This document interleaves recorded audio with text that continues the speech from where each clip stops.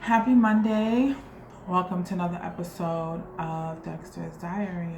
I am Dexter.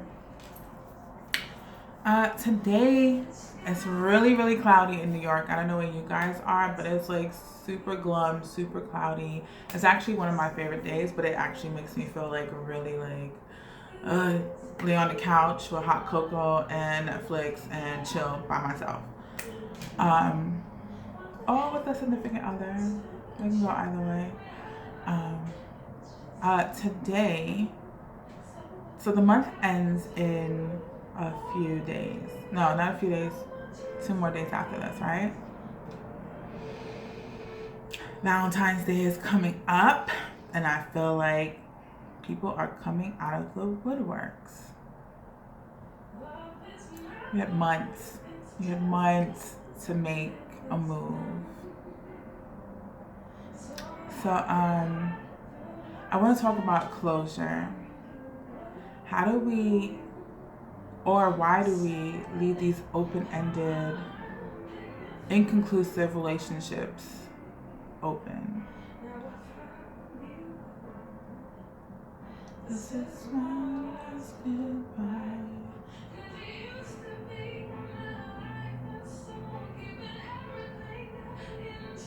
I've been there.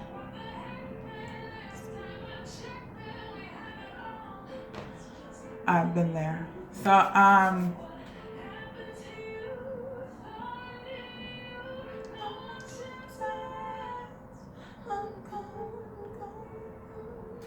love this song. She's so dope. If you don't know who this is Leanne LaHavis. She is so amazing.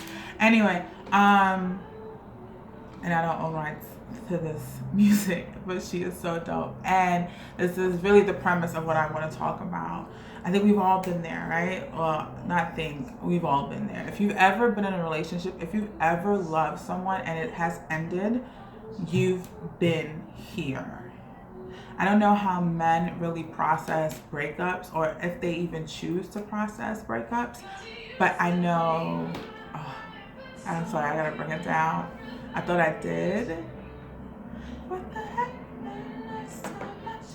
Anyway, I want to talk about closure. I think it's something that's really important. And we talk about closure, I think I've spoken about it as far as like friends and family, but relationships, intimate relationships are completely different. I think for me, myself, I've held on to, as evolved and as smart as I feel that I am, and I know that I am, I have held on to that quintessential Hollywood moment where he just comes back and just like does this whole grand gesture and it's amazing, and we talk about this and we wake up in bed the next morning and there's like, and he brings me breakfast in bed and it's just amazing, and we go on with our lives. The thing about Hollywood movies though is that, number one, once that happens, end scene. Like, you don't know how the rest of the story evolves or devolves. Versus reality, it doesn't really happen, right? There really are no grand gestures. It might be a phone call or a text, or if he's feeling bold, he might pop up at your place. Don't pop up at my house though. Don't be that bold. Don't pop up at my house. And you have either a really good talk or a really bad argument, because you're like, where the hell you been? Where the fuck you been? Like, you just, this shit happened. You just went MIA. My heart is broken. I'm just now picking up the pieces. And you just come out of fucking nowhere thinking that it's time because you processed differently than I did, or you didn't even process. You're just like, I'll give her time to cool down, but we're not really even going to talk about what really happened, because we're just going to sweep that under the rug, and hopefully this time he'll be better, but hopefully this time he'll be the person that I want him to be, but this time he's really not, or not even close. Or I've already fooled myself into this relationship without any of his help.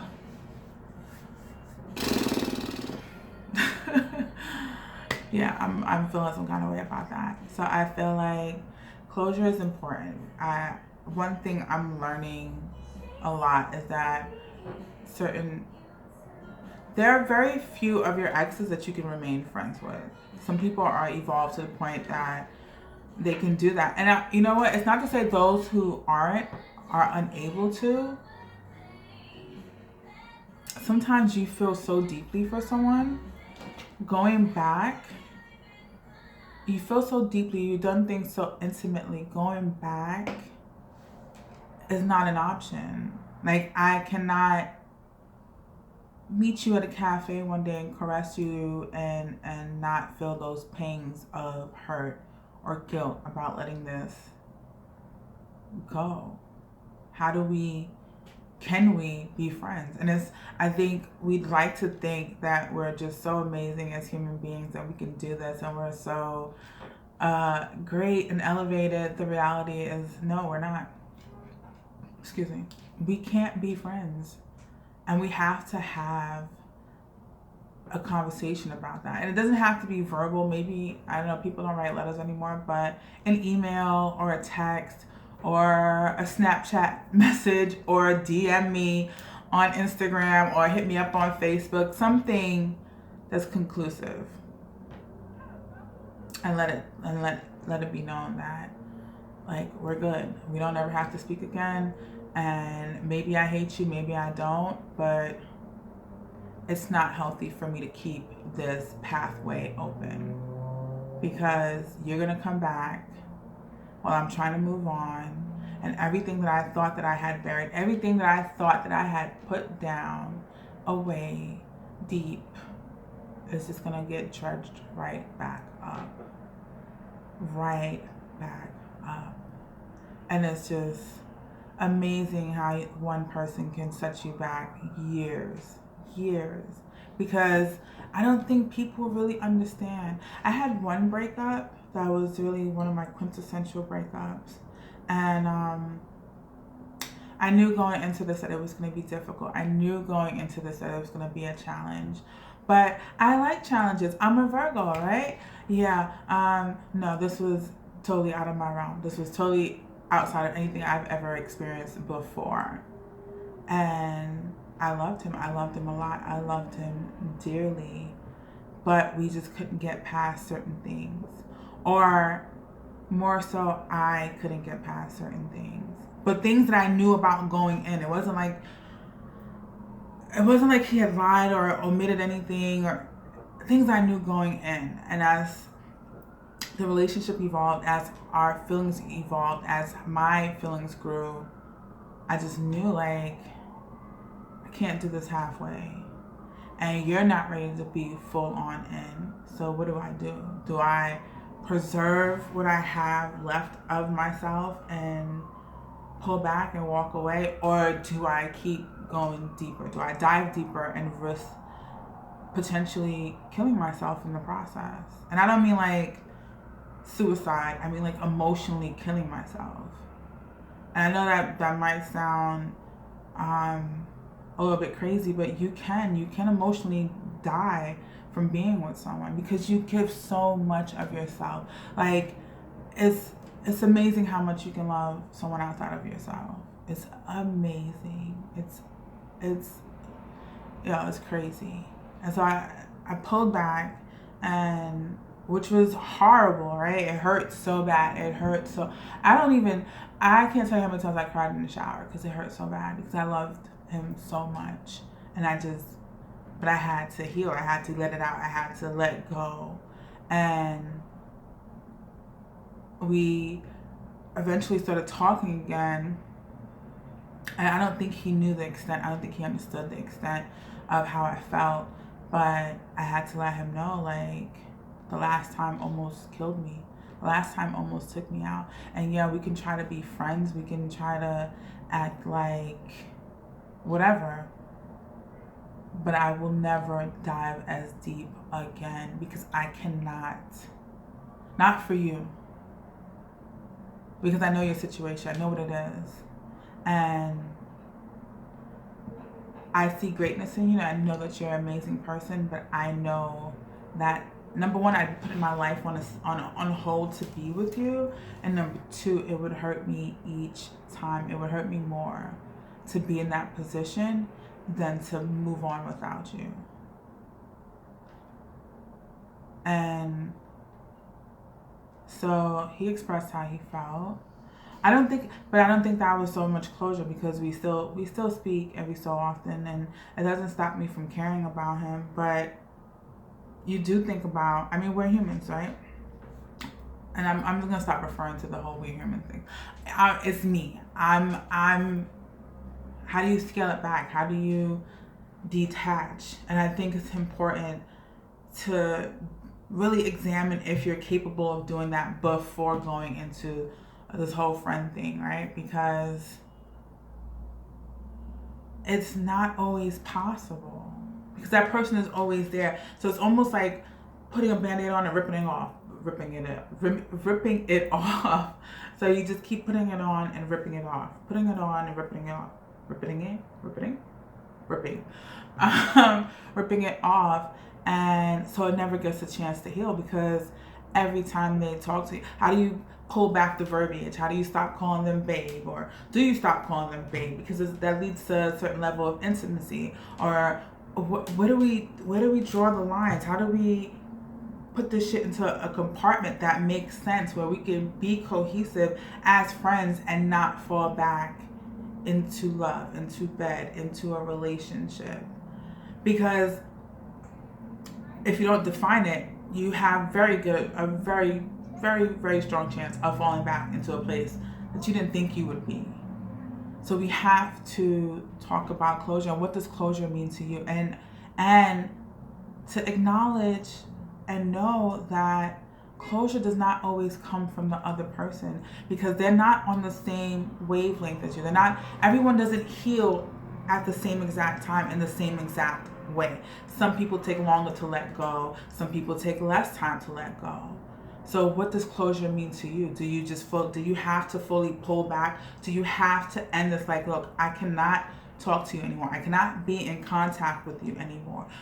This is not good for me. Fuck how you feel. This is not good for me, because I'm being put in a place that is uncomfortable. And we don't talk, when we talk about going back, it's almost like it's unspoken, like this title. So I'm back being your girlfriend, or something happens and it's like, well, I never asked to be, wait, hold up, but you didn't have to ask. We do that, right? Women do that. You didn't have to ask. Everything, all signs pointed to yes, so I just thought it made sense. We have to define what closure means to us, and then we have to implement that, because at the end of the day, you can really be saving your own life. Like, seriously. And I know this may sound extreme to some, but for those of us who love and love deeply, and I mean deeply, this shit can kill you. Like, it can emotionally destroy you. One person. Because we grow with these people, right? Because when you're loving and you're loving so deeply, you're growing, because this person is nourishing a different part of you, a different part of your heart, a different part of your psyche, a different part of your everything that you can, however you want to put it out there, but they're nourishing a part of you.